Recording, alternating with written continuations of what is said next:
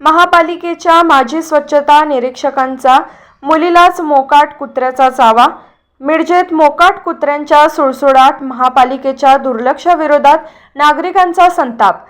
मिरज शहरात मोकाट कुत्र्यांचा वाढता उपद्रव दिवसेंदिवस गंभीर होत असून याकडे महानगरपालिकेच्या आरोग्य विभागाचे दुर्लक्ष होत असल्याचा आरोप नागरिकांकडून केला जात आहे। या पार्श्वभूमीवर प्रभाग क्रमांक 20 मधील बौद्ध वसाहत येथे राहणाऱ्या 10 वर्षीय मैथिल निखिल कोलप या शालेय विद्यार्थिनीवर भटक्या कुत्र्याने हल्ला करून चावा घेतल्याची घटना बुधवारी सकाळी घडली। मैथिली ही मिरज महानगरपालिकेची माजी स्वच्छता निरीक्षक निखिल कोलप यांची मुलगी आहे। सकाळी सुमारे 8 वाजण्याच्या सुमारास शाळेत जाण्यापूर्वी ती घराजवळील दुकानात खाऊ घेण्यासाठी गेली असता अचानक भटक्या कुत्र्याने तिच्यावर हल्ला केला।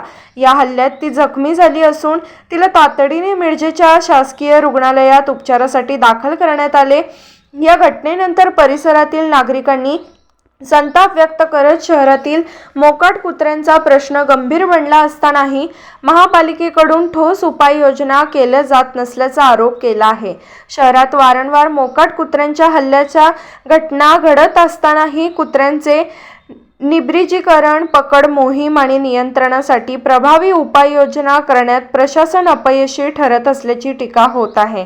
नागरिकांनी तातडीने मोकाट कुत्र्यांचा बंदोबस्त करून भविष्यात अशा घटना टाळण्यासाठी ठोस आणि कायमस्वरूपी उपाययोजना करण्याची मागणी केली आहे। अशाच विश्वासार्ह बातम्यांसाठी SS न्यूज मराठी चॅनलला सबस्क्राइब करा, व्हिडिओला लाईक करा आणि शेअर करायला विसरू नका। Bureau report SS news Marathi, Miraj. नाव अश्विनी निखिल कोलप। माझी मुलगी 10 वर्षाची आहे। सकाळी तिला कुत्रं चावलं आहे। ती खायला जात असताना शाळेच्या वेळी कुत्रं चावलं आहे। महापालिकेच्या लोकांनी मस्त करावा। आतापर्यंत 5-7 लोकांना तिथं कुत्रं चावले आणि आता मी माझ्या मुलगीला मिरज सिव्हिलमध्ये ॲडमिट केले।